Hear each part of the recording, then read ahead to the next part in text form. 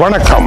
ஈரானுடைய தாக்குதல் தொழில்நுட்பம் தங்களுடைய நெஞ்சை உடைப்பது போல வளர்ச்சி பெற்றிருப்பதாக அமெரிக்காவினுடைய வெளியுறவுத்துறை அமைச்சர் மார்க்கோ ரூபியோ தி வால் ஸ்ட்ரீட் ஜேர்னலுக்கு வழங்கியிருக்கின்ற பேட்டியில் கூறியிருக்கின்ற கருத்துக்கள் ஈரானுடைய திறன் குறுங்காலத்தில் எப்படி வளர்ந்திருக்கின்றது என்பதை ஈரானுடைய எதிரிகளை ஒப்புக்கொள்வது போல இந்த செய்தி அமைந்திருக்கின்றது. ஈரானுடைய தாக்குதல்கள் ஜோர்டானில் இருக்கின்ற அமெரிக்க படைத்தளத்தின் மீது குறி தவறாமல் நடத்தப்பட்டு 3 அமெரிக்க படைகள் கொல்லப்பட்டது தன்னுடைய இதயத்தை வெடிப்பதாக அமைந்திருப்பதாக அவர் குறிப்பிட்டார். இதற்கு காரணம் அமெரிக்காவினுடைய ஏவுகணை தொழில்நுட்பம் முற்று முழுதாக ஏமாற்றப்பட்டு அந்த தொழில்நுட்பம் இருக்கும் வரை நமக்கு எந்த பாதுகாப்பும் இல்லை என்று கட்டுப்பாட்டு அறைக்குள் இருந்த அதிகாரிகள் கொல்லப்படுகின்ற நிலை ஒன்று உருவாகி இருக்கின்றது என்றால் ஈரானுடைய ஏவுகணைகள் அனைத்து ஓட்டைகளையும் கண்டறிந்து அமெரிக்க பாதுகாப்பு கட்டமைப்பு வலையாக்கத்தில் இருக்கின்ற வெட்டப்பட்ட இடங்களை எல்லாம் சரியாக அறிந்து அதற்கு ஏற்றவாறு உள்ளே நுழைந்து அவர்களை தாக்கி இருப்பது தமக்கு அதிர்ச்சியை ஏற்படுத்தியது மட்டும் அல்லாமல் இப்படி ஒரு தொழில்நுட்பத்தை ஈரான் அறிந்திருப்பது நம்பவே முடியாத ஒன்றாக இருப்பதாகவும் கூறியிருக்கின்றார். இது சமீப காலமாக ஈரான் அறிந்து வைத்திருக்கின்ற இரகசிய தாக்குதல் திட்டமாக இருக்கின்றது. அமெரிக்கா எத்தகைய அதிநவீன தாக்குதலை அமுல்படுத்துகின்றதோ ஈரான் தன்னிடம் இருக்கின்ற தகுதி குறைந்த சிறிய கருவிகளை வைத்து அவற்றில் புதிய நிகழ்ச்சி திட்டங்களை ஏற்படுத்தி அமெரிக்காவை சரித்து விடுகின்றது என்பது மார்க்கோ ரூபியோவினுடைய இந்த கவலையாக இருக்கின்றது.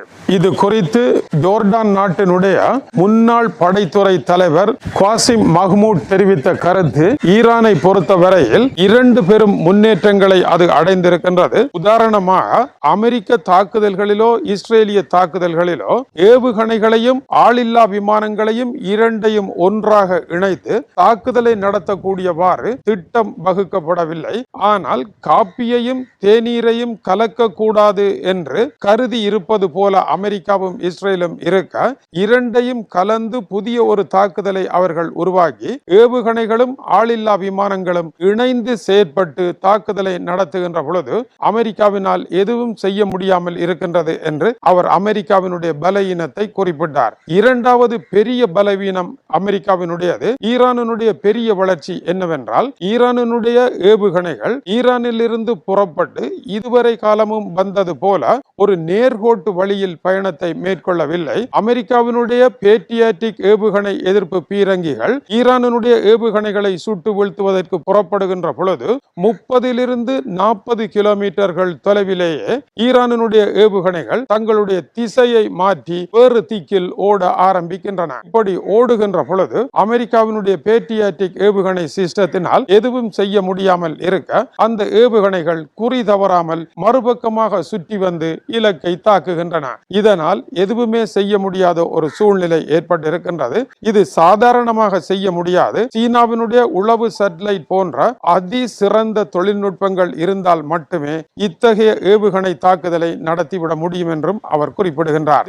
அதேவேளை அமெரிக்காவில் மேலும் ஒரு குறைபாடு இருக்கின்றது. அமெரிக்கா மரபார்ந்த போரையே தன் கைவசம் வைத்துக் கொண்டு இந்த முறையில் தான் எல்லோரும் போர் புரிய வேண்டும் என்று பிடிவாதம் பிடிக்கின்றது. அமெரிக்கா அதில் பலசாலியாக இருக்கின்றது என்பதற்காக போர்க்களத்தில் ஈரானும் அதே முறையில் தான் போரிட வேண்டும் என்கின்ற அவசியம் கிடையாது. அமெரிக்காவினுடைய பழைய போர்க்களங்களில் இருக்கின்ற பிரதான குறைபாடு ஈரானுடைய ஏவுகணைகள் குறிதவறாமல் அடிப்பதற்குரிய ஆரையளவு தூரத்திற்கு உள்ளாகத்தான் அமெரிக்க முகாம்கள் இருக்கின்றது. உதாரணமாக குவைத்தில் இருக்கின்ற அமெரிக்க முகாம் கேம் அரிப் 100 கிலோமீட்டர் தொலைவில் இருக்கின்றது.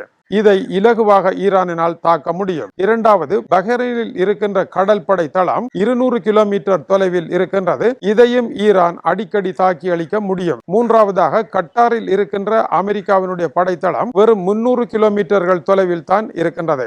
இதனால் ஈரானுக்கு தாக்குதல் பணி மிகவும் இலகுவாக இருக்கின்றது. ஈரானுடைய ஏவுகணைகளை நாங்கள் உடைத்து தகர்த்து விடுவோம், வழியில் மறித்து அழிப்போம் என்கின்ற மமதையில் அமெரிக்கா ஈரானை சுற்றி அமைத்திருந்த முகாம்கள் தளங்களை எல்லாம் இப்பொழுது ஈரான் தகர்த்து கொண்டிருப்பதனால் அவற்றை இடம் மாற்றி மேற்கு நோக்கி ஓட்டம் எடுக்க ஆரம்பித்திருக்கின்றார்கள். உதாரணமாக அமெரிக்காவின் போர் விமானங்கள் எல்லாம் தகரப் போகின்றது என்று 1000 கிலோமீட்டர்கள் தொலைவு அவற்றை மேற்கே நகர்த்தி இஸ்ரேலினுடைய எல்லை பகுதியில் இப்பொழுது நிறுத்த ஆரம்பித்திருக்கின்றார்கள். ஆகவே ஒரு காலத்தில் பழைய போர் முறையின்படி ஈரானுக்கு அருகாமையில் இருந்தால் வெற்றி வரும் என்று ஈரானை சுற்றி வளைத்த அந்த முகாம்கள் எல்லாம் மிகவும் ஆபத்தானவை ஈரானினுடைய நவீன தொழில்நுட்ப வளர்ச்சியால் என்று அவை பின்னோக்கி ஓட ஆரம்பித்திருப்பது அடுத்த பெரிய வெற்றியாக இருக்கின்றது. அடுத்தபடியாக ஈரானினுடைய சுரங்க வழி பாதைகளும் அங்கு உருவாக்கப்பட்டிருக்கின்ற ஆயுதங்களும் இலகுவானவை அல்ல.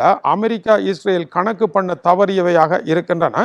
ஈரான் மீது தாக்குதலை நடத்தியவுடன் குறுகிய காலத்தில் அவற்றை மீள்கட்டமைப்பு செய்துவிட காரணம் நிலத்தடியில் இருக்கின்ற அவர்களுடைய வளம்தான். அமெரிக்காவினுடைய தாக்குதல்களில் இருந்து தப்புவதற்கு எப்படி சுரங்க வழிகளை பயன்படுத்துவது என்று ரஷ்யாவினுடைய வான்படை நிபுணர்கள் பல தடவைகள் ஈரானுக்கு விஜயம் செய்து அவற்றை வடிவாக டிசைன் செய்து கட்டமைப்பு செய்திருக்கின்றார்கள் என்றும் அமெரிக்காவினால் எதுவும் முடியாமல் இருப்பதற்கு மலை அடிவாரத்தில் இருக்கின்ற ஈரானினுடைய பெரும் பலம் முக்கியமானதாக இருக்கின்றது. காசாவில் கூட ஹமாஸினுடைய சுரங்கங்களை இஸ்ரேலினால் அழிக்க முடியாமல் போனதை விட இவை பல மடங்கு பெரிய சுரங்கங்களாக இருப்பதனால் இவற்றையும் வெல்ல முடியாமல் இருக்கின்றது. எனவே அமெரிக்காவினால் வரக்கூடிய சகல விதமான ஆபத்துக்களையும் முன்னரே எதிர்ப்பு கொண்டு ரஷ்யாவினுடைய துணையுடனும் சீனாவினுடைய வழிகாட்டலுடனும் இப்பொழுதும் அவர்களுடைய உதவியுடனும் ஈரான் இந்த போரில் அமெரிக்காவின் கண்களில் விரலை விட்டு ஆட்டுகின்றது என்பது இந்த கட்டுரை தருகின்ற சாராம்சமாகும்.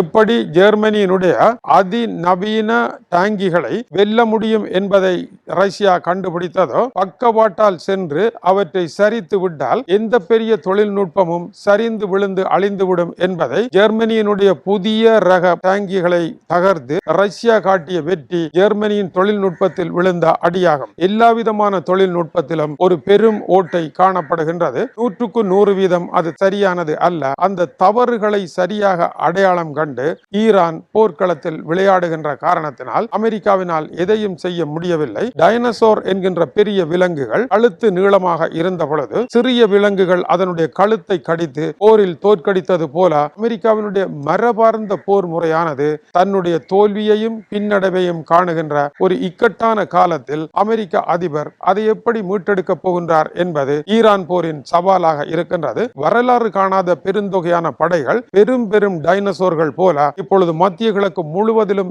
நிறைக்கப்பட்டிருக்கின்றன. ஹாலிவுட் திரைப்படங்களில் வருகின்ற கிளைமேக்ஸ் காட்சியில் நாம் நினைக்காத அளவு பெருந்தொகையான படைகள் வருவது போல இந்த காட்சி மாறிக்கொண்டிருக்கின்றது. இதை எப்படி சந்திக்க போகின்றார்கள்? இந்த போர் ஈரானுக்கும் மத்திய கிழக்கிற்கும் மட்டுமல்ல உலகிற்கு எத்தகைய பாதிப்பை ஏற்படுத்த போகின்றது என்பதை போர் வந்தாலே கண்டுபிடிக்க முடியும். போர் வரக்கூடாது என்று எடுக்கப்பட்ட முயற்சிகள் எல்லாம் ஏறத்தாழ தோல்வியில் முடிவடைந்து பேச்சுவார்த்தைகளும் தோல்வியில் முடிவடைந்து கடைசியாக ஈராக்கினுடைய பிரதமர் தூது போய் அதுவும் தோல்வியடைந்து போரினுடைய விளிம்பு நிலையில் நிற்கின்றது விவகாரம். தொடர்ந்து இணைந்திருங்கள். சீனா மீதான வர்த்தக போர் வந்து கொண்டிருக்கின்றது. வணக்கம் உறவுகளே.